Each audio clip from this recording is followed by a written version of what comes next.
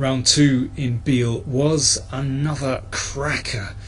I've picked as my player of the day Richard Rapport against Michael Adams. Well, we know what to expect with Richard Rapport. He's such an exciting player, and against Michael Adams he played the King's Gambit. It's a fascinating fight.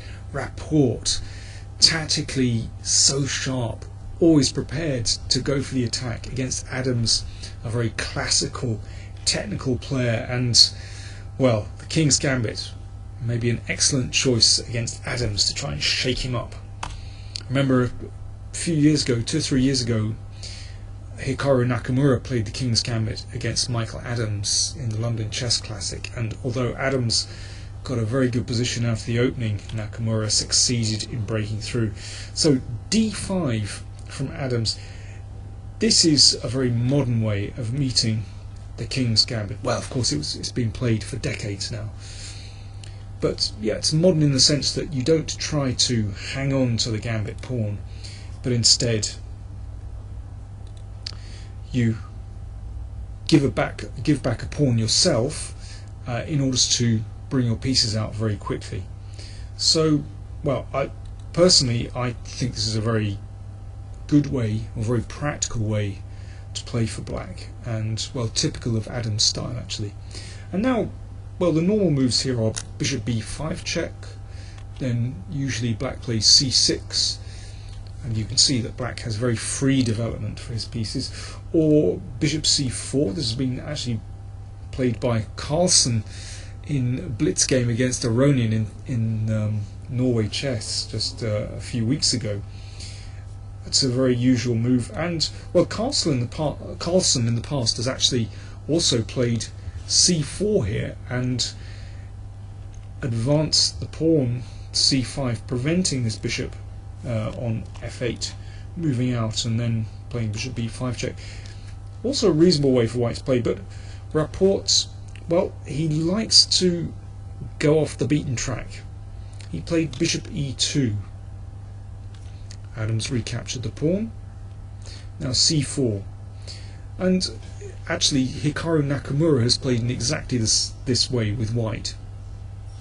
And here his opponent Tomaszewski played knight f6. Well, a reasonable move. And then bishop d6 is a nice idea. Again, black gives back this pawn, but has forced white's pawn forward c5, but in so doing he claims the d5 square. Well, that game ends in a draw, but black is doing fine at this point anyway. But instead of that, Adams played knight e7. As he said after the game, well, this is a kind of computer way of playing the position. Basically the idea is simply to hang on to the pawn by moving the knight to g6.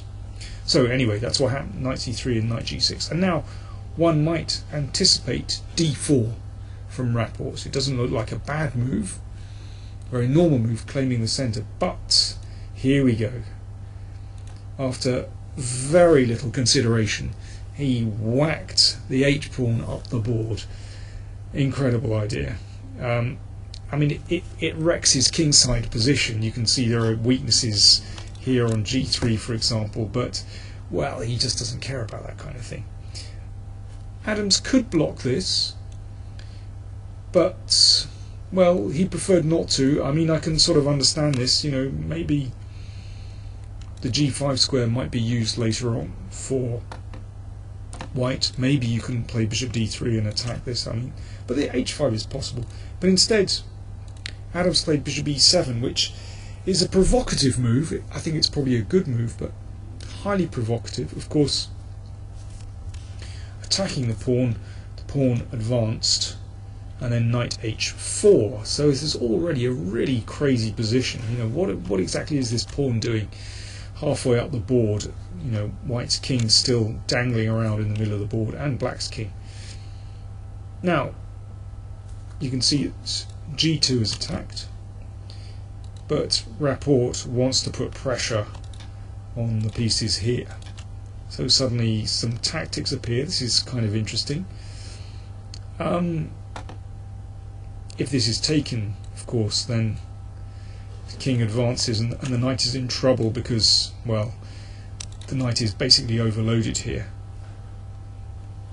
We could take on e7. I mean, this looks very dangerous indeed. Followed by a rook e1 and bishop takes b7, or maybe d4 first. No, probably rook e1 first. Anyway, looks way too risky. Adams very sensibly just brought a knight out, just leaving the position here. And if knight takes, then of course you have to exchange on f3 first. That's check. And then queen takes, and black is, well, more than fine in this position. So let's go back. So d4 looks sensible. And now Adams took on g2. Now, he had underestimated king f1. He'd really only looked at king f2. And in this case, the knight gives itself up. Well, it returns a pawn.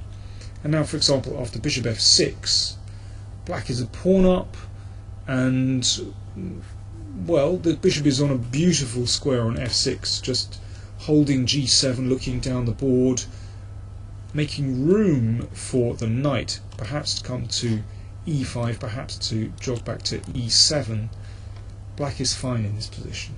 Compare this with the game. Rapport's played king f1. This is a very cute idea, so that when Adams gave back the pawn in this way, you can see, because it's not check, white doesn't need to take on e3.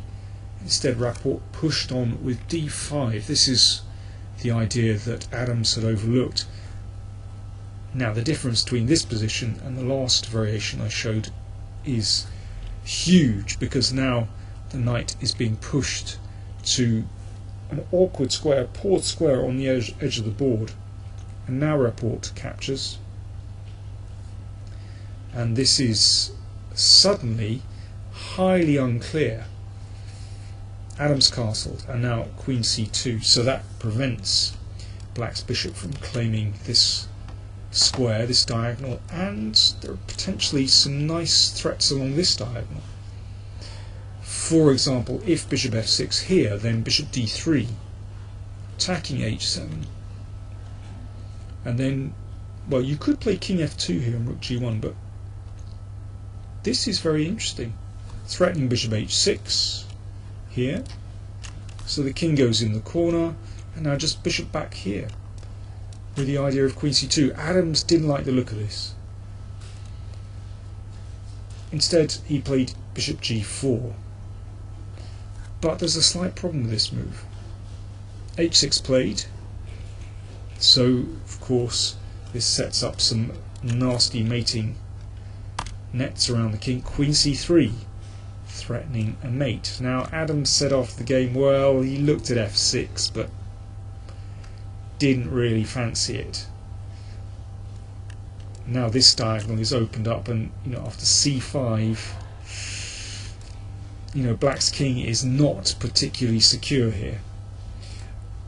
So instead he played bishop f6. Of course it looks like a better move, but after this there are problems. If bishop takes, then white wins. Mate threatened on g7, and queen takes g4, so that's impossible. So the bishop just has to go back. I mean, it's a curious situation. If this bishop disappeared from the board, then queen g7 would be mate, but it's not so simple. I mean, white could take a pawn back with bishop a7, threatening a mate. But Rapport said he didn't want to lose time here, because in this situation, well, the bishop would have to retreat, and then the knight comes in. I mean, this is quite different from the other positions. Suddenly this knight returns to the fray, and the situation is quite different. Instead of bishop a7, Rapport played c5. Not the only move in the position. In some ways this is quite a destabilizing move, because it means that d5 lacks protection, but it opens up the bishop's diagonal here. I mean, black is absolutely on the edge here, but Adams said afterwards that he was kind of happy with his position here, incredibly, because he's about to put the bishop back on f8 to cover g7, and then he felt that, you know, he was starting to counter-attack. I mean, there are some crazy ideas here. Bishop c4 is interesting. Rapport mentioned this after the game, with the idea that if bishop takes knight, then d6 opens up the diagonal. Well, if black wants to lose very quickly, you can do like this, and now bishop f7 and queen c4 and bishop g7 is mate. But there are other ways to play the position. For example, here, well, you can just take this pawn off, and, well, black is going to survive this position. So, c6 was played. I mean, this is the most dangerous move.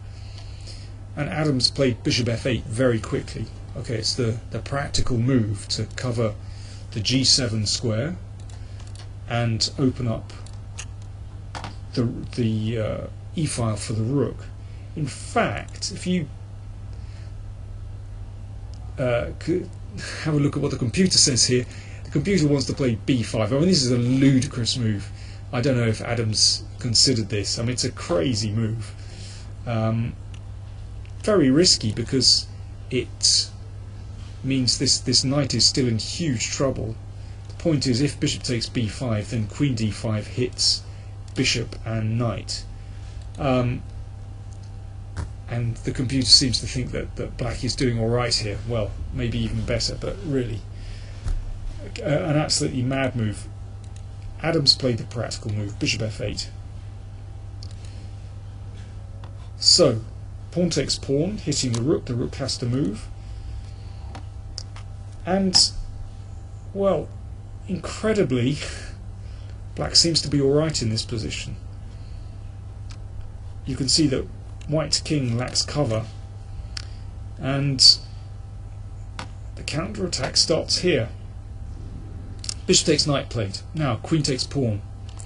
So for the moment, white is a piece down, but look, all black's pieces are now starting to attack. Well, not the rook on b8, but let's see.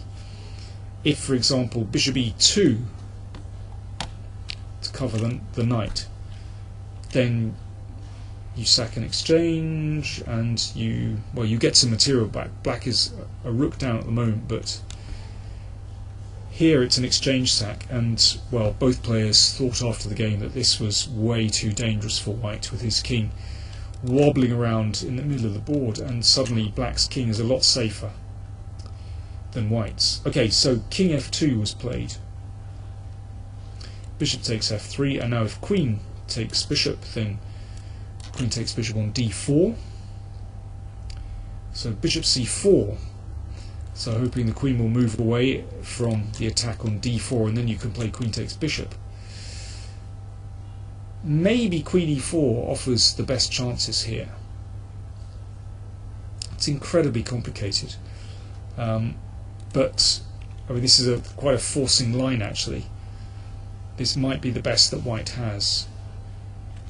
And in this situation, well, black is going to go into an endgame, a pawn up, and has some winning chances. Instead, I mean, of course both players were short of time. Instead, Adams played rook e2 check, which looks very attractive. White has to take this, and now bishop takes the rook in the corner. And there's the idea to play queen g2 check, and suddenly white's king is in huge trouble, and the b pawn is dropping. So, you know, where is white's attack in this position? Looks like the game is swinging around, but Rapport sacked an exchange and took on c7, and white just about has enough here to hold the position. The point is, if, well, the players actually drew by perpetual check here. They repeated the position. But if, let's say, rook b7, then queen e5, this is the point. So mate threatened on h8, and if f6, then once again this diagonal is just too weak, and suddenly it's white that has winning chances here. I mean, an absolutely mad game that, yeah, finished like this. Yeah, of course, if the king starts to wander off in the middle of the board, well, I'm afraid the king is just in too much danger. For example, here, and you can. Well, I think the king is actually in huge trouble here. Anyway, you know, you could spend hours analysing this position and not get to the bottom of what's going on. It was hugely entertaining, and I think both players came out of that with great credit. Let me just show you very, very quickly the finish of the game between Pavel Eljanov and David Navara. Navara's a pawn up here, he's black.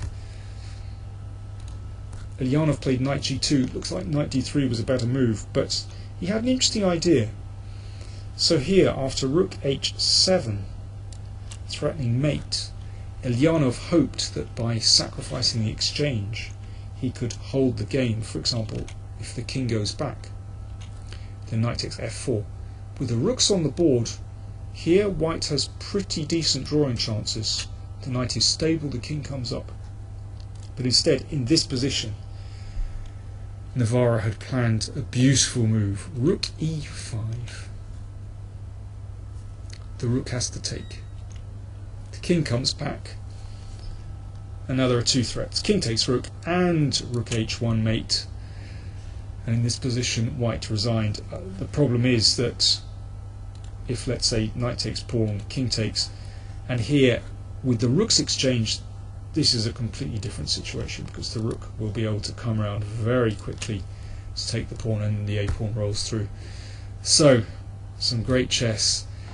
Thanks for watching.